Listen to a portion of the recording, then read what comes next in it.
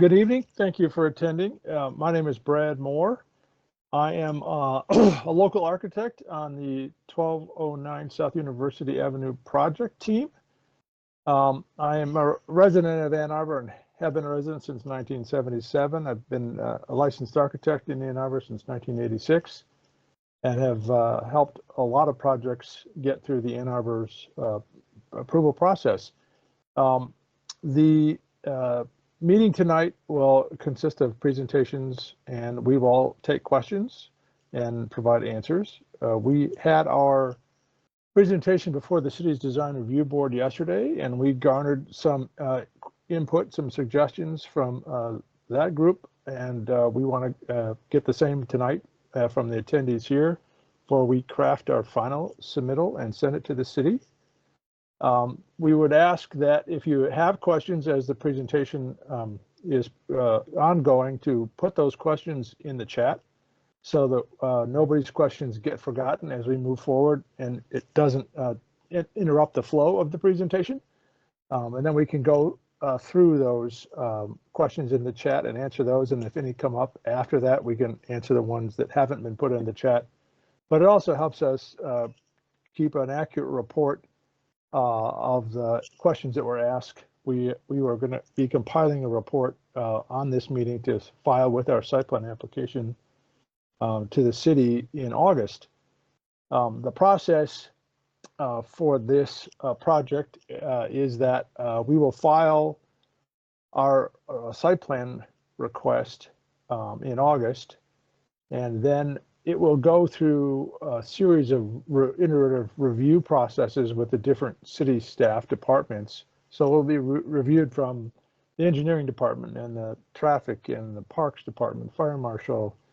They'll also offer comments and suggestions that will mean that we end up with a revised project at the end of the process that will then be sent before the planning commission. This project is not asking for a rezoning. We are crafting this project to stay within the zoning ordinance. And so the final approval for the project will be at the planning commission level instead of the city council. It is often given the label of a by right project in that we aren't going to be asking for a new zoning. We're going to stay within the current D1 zoning parameters. We will be applying for the height bonus for sustainability options that we will incorporate into the building, and we'll go into some of those during our presentation. You will have opportunities not only to ask questions and proffer comments at tonight's meeting, but you can also submit comments to the planning staff during their review process.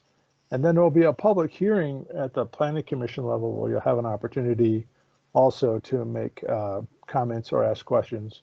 So Ann Arbor's process is full of opportunities for people to make their ideas and sentiments known. And with that, I will turn it over to Allison. She'll talk a little bit more about the team. Awesome. Thanks, Brad. So good evening, everyone. Thank you for being here. I'll make another quick note if there are a couple more folks that have joined in the last minute or so. But we would ask you, similarly to how you would have done it in person, but just type your name and your email address into the chat. It's on the top. It's the third button if you're on your desktop. On the top of the Teams window, just so we can record participation for this meeting. But Mina, if you can go to the next slide. Okay.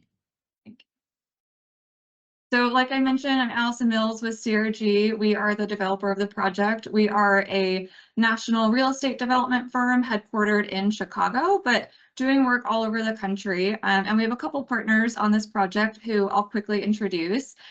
Locally, we are partnering with Hughes Properties, who our team has partnered with before in Ann Arbor. They have just built Vic Village South and have operated Vic Village North for many years. Also on the call and driving this presentation is Mina Lamb from the Lamar Johnson Collaborative, or LJC. They're our architecture team and are actually in-house to us here at CRG, as we have development, architecture, and construction vertically integrated here. And she'll be available as well if there are any specific design related questions that you may have. Next slide. And lastly, we've also joint ventured with Shapack Partners, who is a close partner of ours, also based in Chicago, who we've worked with on several projects over the years, building unique residential and retail experiences together. Next slide. And I also want to take a minute to note that while it is early on for us in the process, I think we do a few things differently that separate us from other developers that you may have met in the past. We do have a strong art mandate and an art mission here at CRG, and believe that public art is an important part of every one of our projects. So these are two of the recent murals and a sculpture piece that we have built over the last year with local artists that we've partnered with in each of those markets. Next slide. And we do believe that it is a privilege to be able to build in our communities, and we take the neighborhood engagement process really seriously. This is a public exhibition we built in Madison just last month. That was a result of input from the neighborhood over the course of more than a year, where we told the history of the entire neighborhood in a way that our community felt had never been done before. This was also a student-oriented project, and we loved the way that this learning could connect with our residents too. So we really just appreciate you taking the time out of your evenings to discuss the project with us tonight. Next slide. So to orient us a little bit, our site is located at the northeast corner of South University and Church from 1201 to 1213 South University. Like Brad mentioned, we are by right in D1 zoning and also in the South University Character Overlay District, which has informed a lot of our design. Next slide. So on our ground floor, we will have retail along the full frontages of South University, wrapping the corner on Church Street. And then where there is the existing curb cut, which also provides access to our neighbor behind us, we have provided the access required by the city of Ann Arbor to service trash on our property in the rear of the site, which means that trash trucks won't be stopping on the street and will be able to pull all the way in the back during pickup day. And our intent, as you'll see in a couple of slides, is to have this space feel really active and vibrant with the residential lobby and leasing, creating this kind of active path across this portal-like space. Next slide. So the second floor has some units and then amenities on the corner, which from the street and the pedestrian level, we feel will really make that corner of Church and Southview really active and visually interesting during the day. Next slide. And then our typical residential floors stacked from floors 3 through 18. Next slide.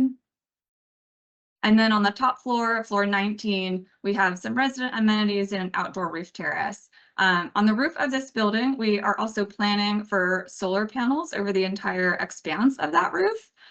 Also note that sustainability is super important to us here. So we are trying to encourage sustainable choices throughout the project. We have a lot of bike parking and bike storage on the ground floor, given the proximity to campus, and are encouraging walking and biking over any other modes of transportation. And all of our kitchen appliances will be electric, Energy Star certified is standard for us. Next slide. So overall, the building is 19 stories as allowed by zoning, but we've broken up the building into this distinct base, middle, and crown. We wanted to take a more quiet, simple, restrained, and rather conservative approach to the building and its design. And we also wanted to maintain the residential scale of the floors with our window patterning and details rather than making it seem large and institutional. The building itself is not very long, only about 150 feet by 50 feet. But rather than trying to force multiple styles and concepts onto the building, we have these vertical elements, which you might be able to highlight every 45 feet or so, that are intended to break up the building even more visually. Next slide. So at the pedestrian level, we really wanted to enhance the detail and the texture. So the entire two-story base and the facades of the entire building along University and Church are brick, which will give a really fine-grained detail. And then we enhance that with some warehouse-inspired windows at the base, steel awnings and lintels and canopies that are intended to really activate the retail experience. And then at this corner is where I showed some of those additional amenities on level 2. So I think you can see how it can be this kind of like active glowing corner throughout the day. Next slide.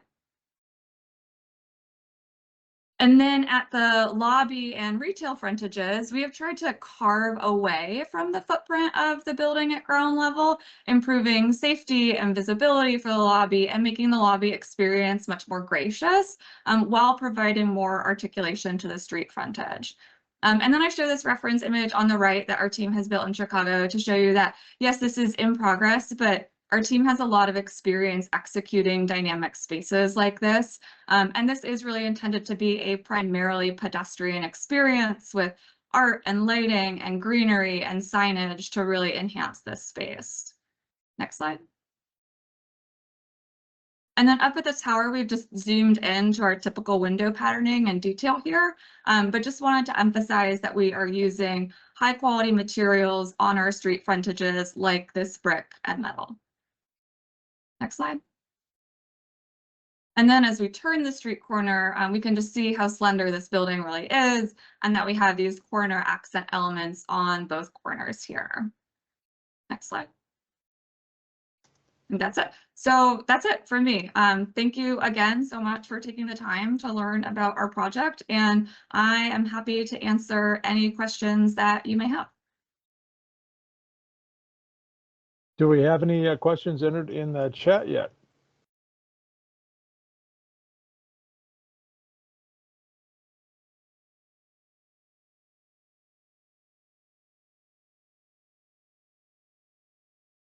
See a hand raised from Judy.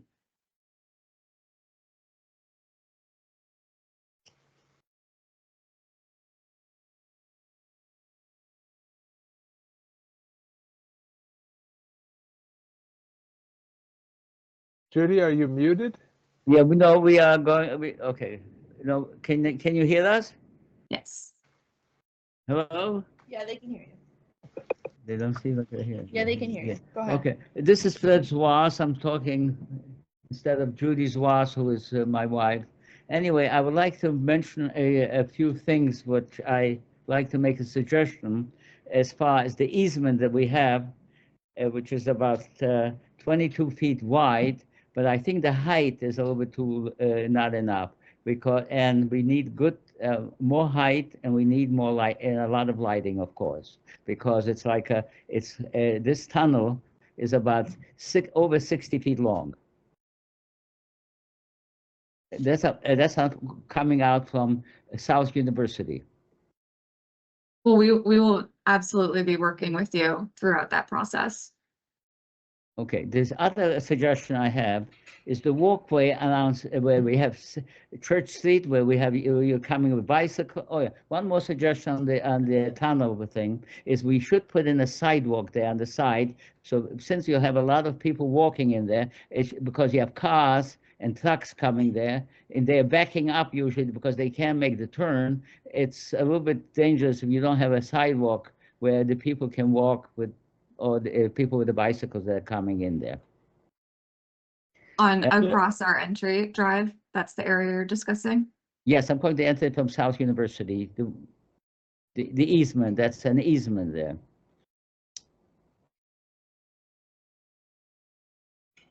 Allison, correct me, you're limiting traffic in that area simply to the service Yes. vehicles. There's no Just cars coming, going. during the day. We have a building there on 543 Church, which uses it for maintenance people, for having to do repairs, all kinds of things of vehicles coming in there to service 543 Church. Yes, we haven't highlighted it exactly on this map just to keep it simple for the rest of the neighborhood, but we are fully aware and planning on working with you throughout the process on the 8-foot easement that accesses the back of the property. The trash trucks that service the new building will only be coming in, once a week or so, but we'll make sure that it's very protected. I should hope so. Secondly, the walkway between our building there and the 543 Church, and is about you're allotted about 6 feet 9 inches, I believe. That's correct. That's the distance between our building and the property line. Yep. I think we need, because you have bicycles going there, people walking also, I think we should widen it a little bit more. We can certainly look at that. It's been sized based on conversations with the city at this point. Well, I'd appreciate if we can do that because it'll give it a little bit more open space and more open and easier access to egress windows and things like that. Understood. Okay, thank you very much. Thank you.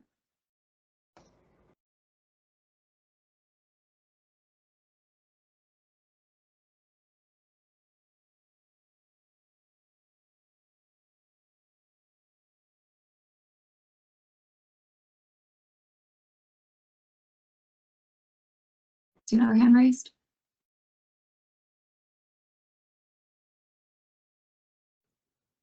I have my hand raised to ask some questions, but is there more presentation that I should wait for before I ask these questions? No, that's happy to Okay. answer any questions you have. Okay, once you get approval and you start construction, how long do you think the construction is going to take? Typically approximately 2 years. Okay. Who are the investors? It's still very early in the process. I'm not sure if you were there in the beginning of the presentation when I introduced our project team and our partners involved. I did, but I wasn't clear if those are the investors or if those are just the people doing the development, but there are other people investing in the project. We're all That invested. Yeah, we're all invested in the project. You're all the investors? Yeah. Okay. Typically, how long do the investors, I mean, maybe this isn't a valid question because you're from the Midwest, but typically how long do the investors stay with the project once it's built? So is your question more just like how invested is this project team going to be in the community? Is that really what you're getting after? Yes, because, Yeah. yes, because once the people from a state really far away leave the property and sell it to somebody else who doesn't care anything about the property, then it kind of falls apart. So that's Right. kind of No, where I the understand. question's going. Yeah, I understand that question, that message, and I think I've heard it come up before with other projects, and that's just what I was trying to get at, with describing this project team and the partnership that we have. We really do try to go to that next level and really invest in the building, in the community. We're using these high quality materials. We're certainly not trying to build a cheap product that's going to fall apart. We really want to build public art, understand the concerns of the neighborhood, and really, build a building that I think everybody can feel proud to be in for a long time. Okay. Are you willing to say what the project is in Madison? Yeah, we've opened it's opening this fall. It's our Chapter at Madison project. That was the name, just right underneath it in the image that I had shared. And what is it? It's a student-oriented project near the University of Wisconsin in Madison. Thanks, Mina. Is it an apartment building? Is it a house? Is it a Yeah, it's an apartment building. dormitory? It's a 10-story rental apartment building oriented for Okay. students. Okay.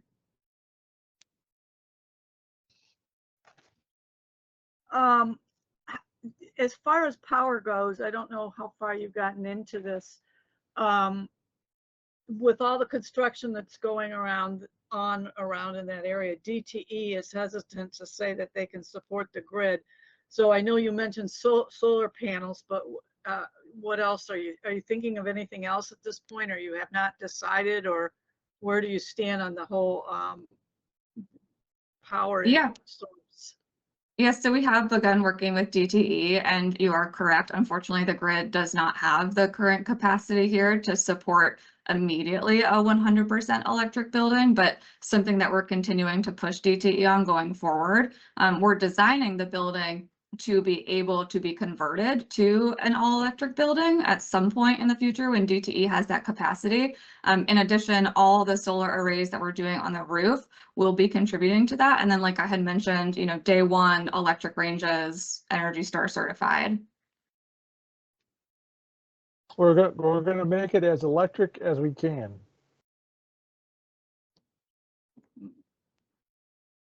Okay. I think that's all I have at this point. I have more detailed questions, but I don't think you're far enough along in the process to answer those, so. Sure thing. Thank you so much.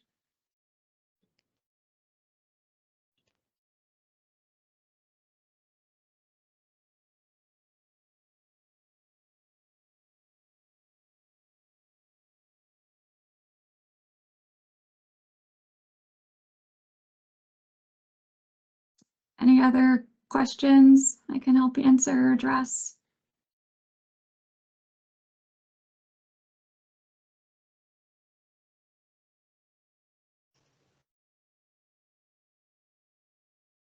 See William Spencer up next. Hello there, William Spencer for University Towers. I asked some questions there in the comment section, and I'm wondering, you're putting in 150 units there. What's the expected occupancy of the building?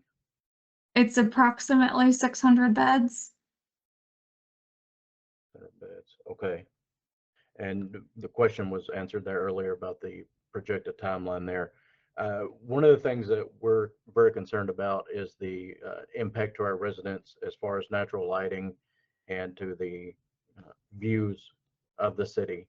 You're building on the east side of us there, and you're very close proximity to us. We own the vacated alley there as well, where Ball Beach used to be. And so we're very concerned about what that impact will be on us and to our residents, and what you can do in this project to lessen that impact. The tower itself, Mina, I don't know if we have a floor plan that indicates the setback, but we are 5 feet setback from the property line on the tower itself. Otherwise, the massing is by right, what the city of Ann Arbor has asked for and is looking for. But I do believe the parcel in between University Towers and 1213 is about 25 feet wide. So I think right now we should be 30 feet, which feels very comfortable typically for light and air. You know, we've done courtyards smaller than that before on other projects.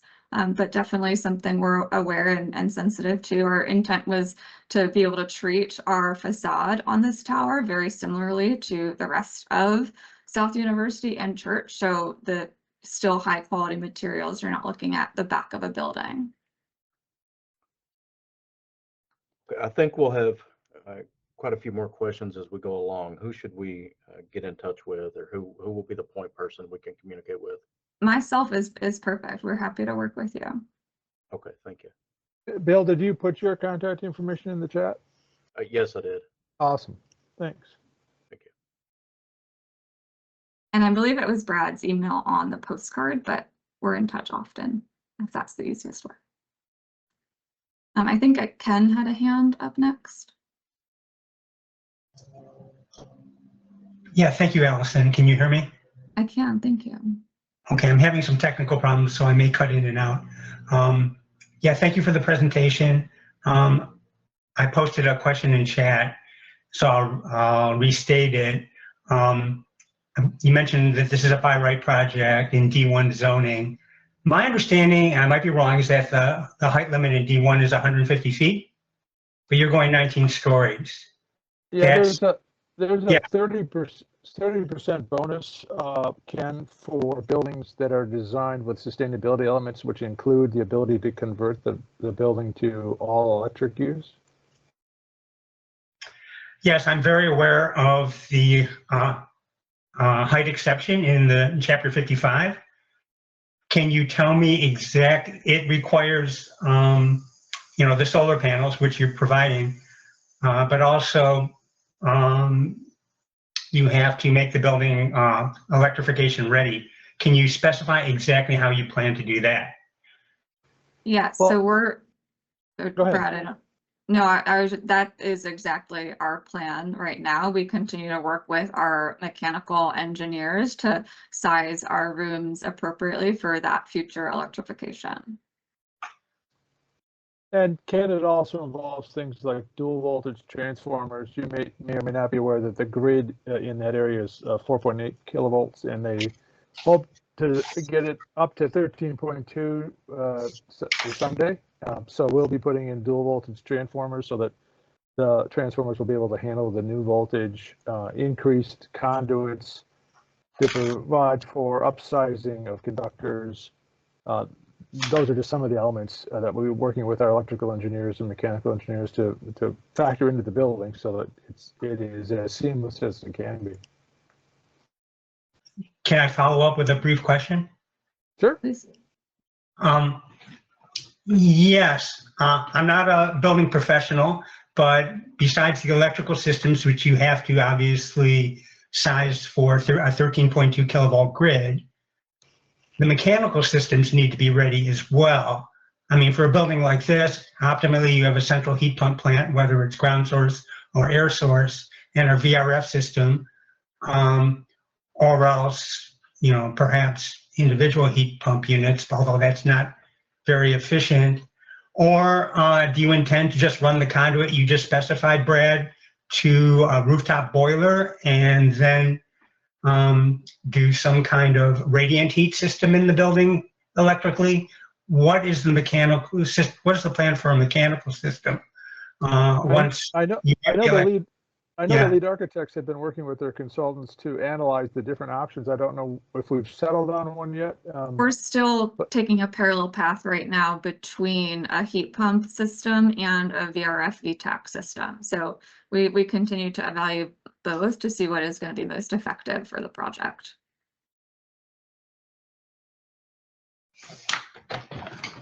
Thank you. Yeah.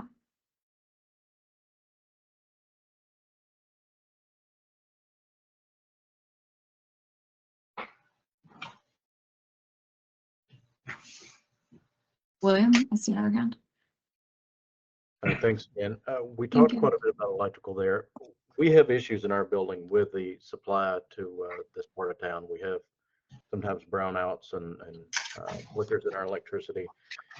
There's also concerns about the plumbing. So the upgrades that'll be done, we would like to discuss about including our building in those. So any public utilities that go through, we want to make sure that we're part of that conversation and get added into that. Sure, I'm happy to let you know how our conversations with DTE go. Brad, I don't know if you're going to add anything else to that. Yeah, so Bill, our path into the maze that is DTE is through an avenue for projects that are in new development, whereas your path is probably going to be different because you're an existing customer. I'm certainly happy to forward to you the contact for that new business development pathway.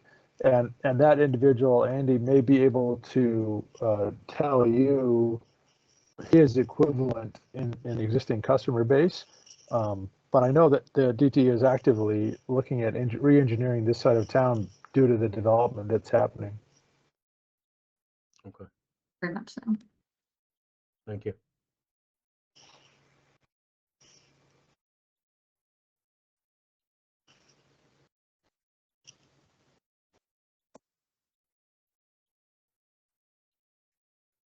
Any other questions? Our team?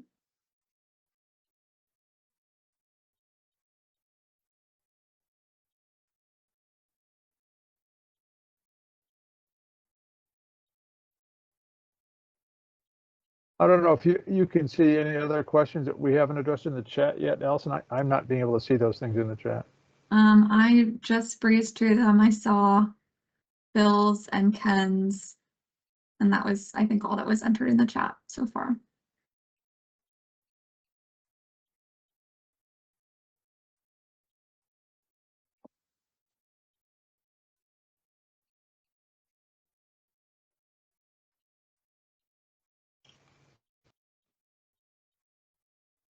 Well, we certainly want to thank everybody for taking the time on a beautiful summer night to listen about our project and offer comments. And if you're like me and you're a victim of delayed intelligence and you think of 3 questions that you should have asked that you didn't, my email address is on the postcard. And you can always forward those after we conclude the meetings tonight. We appreciate it. Appreciate the time and the questions.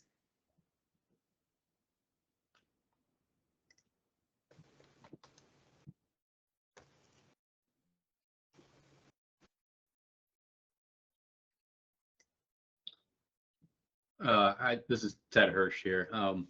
Just thinking before we sign off, in the chat, Bill had a couple other questions that we didn't address verbally. I don't know.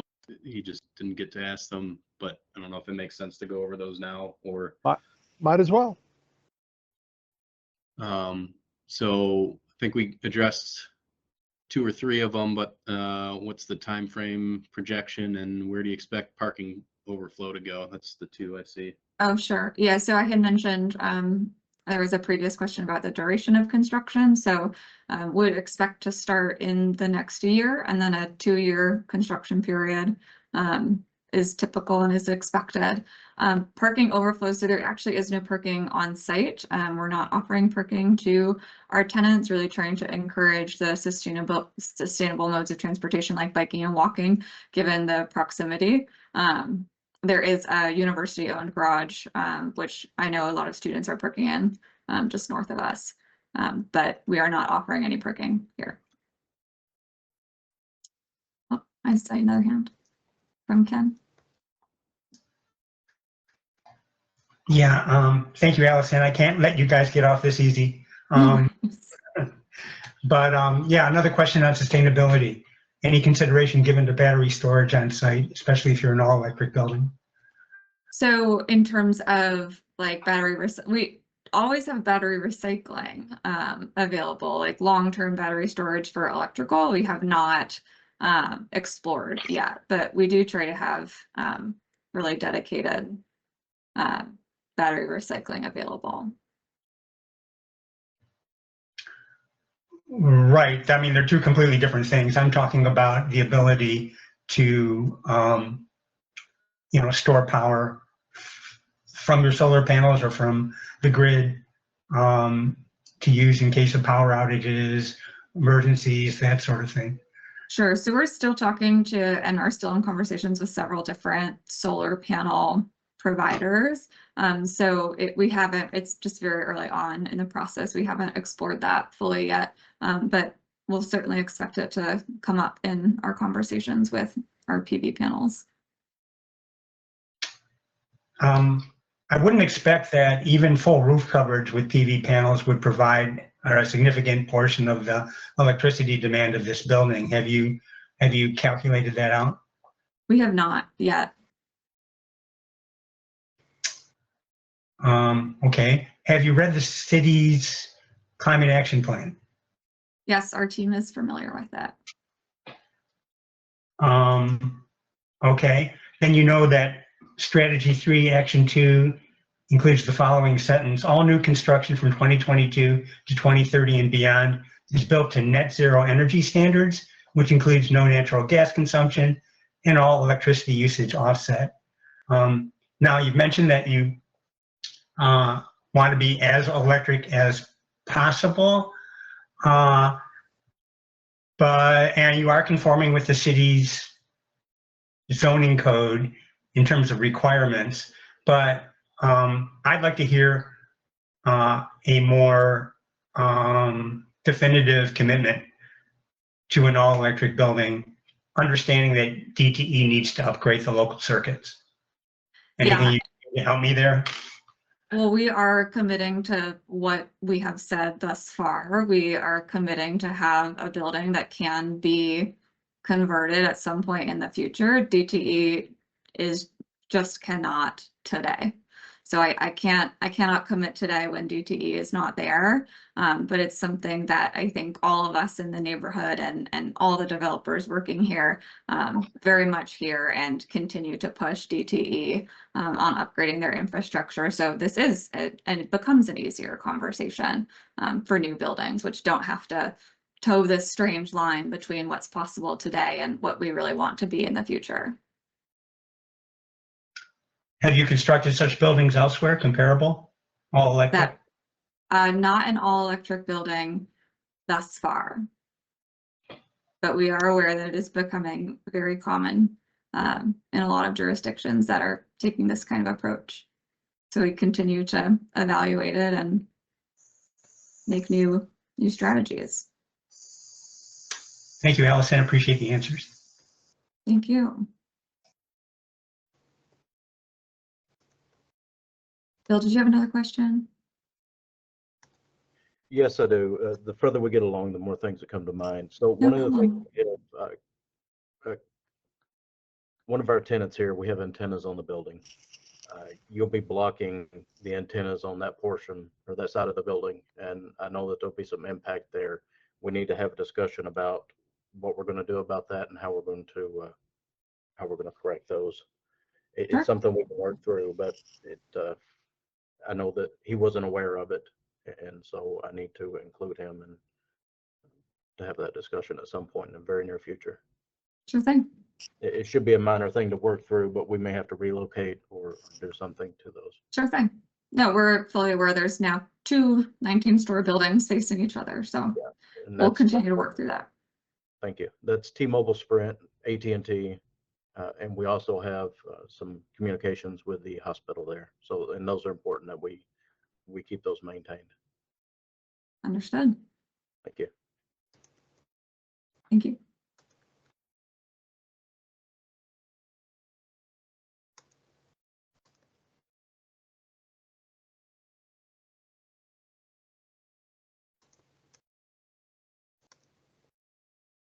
Anything else I can help answer?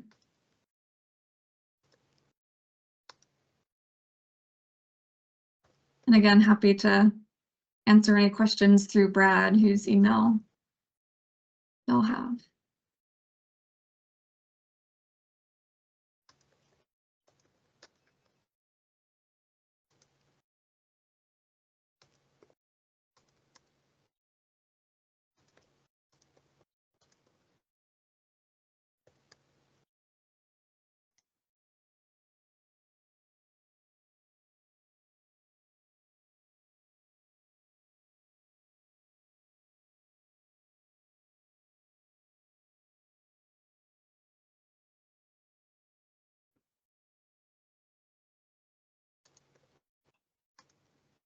I think some folks are signing off, but I'll happy to stay on for a few minutes if there's any other last minute questions that folks wanted to ask as well.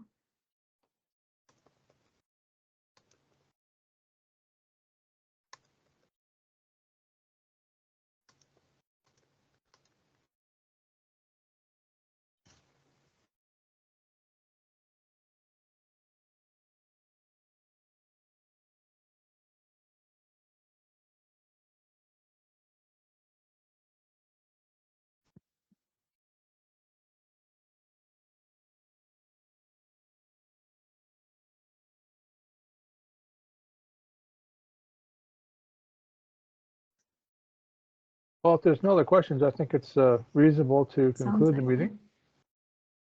All right.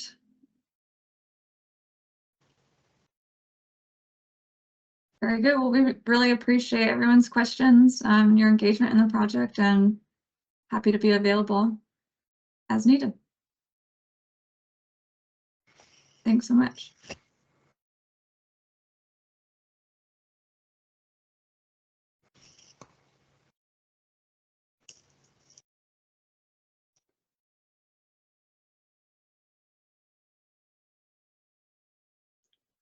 We just have the project team now.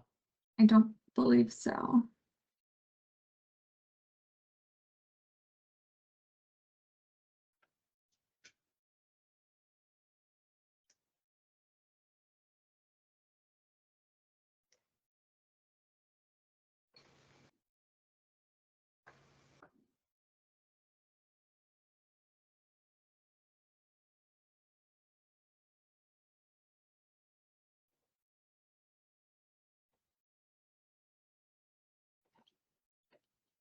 All right. Well, I will also sign off if I think we are done. That sounds all right. Yeah, I was just gonna say, I imagine, I think LJC has hosted the teams meeting, and just want to make Yes. sure that they're, someone's on top of the attendees list. I took notes to help Thanks, Tim. put together the summary, but and I'll share that with the team. So as long as someone can just probably get a copy of the chat and then the attendees list, we can complete that pretty quickly. LJC team should be able to export that. Okay, perfect. Yes. Awesome. And when is Alright. our next team meeting? Tuesday. Thank you. All right. Well, I appreciate everyone. Thanks. Great job, Thank Allison. you. See you guys Everyone. soon. Bye. Bye.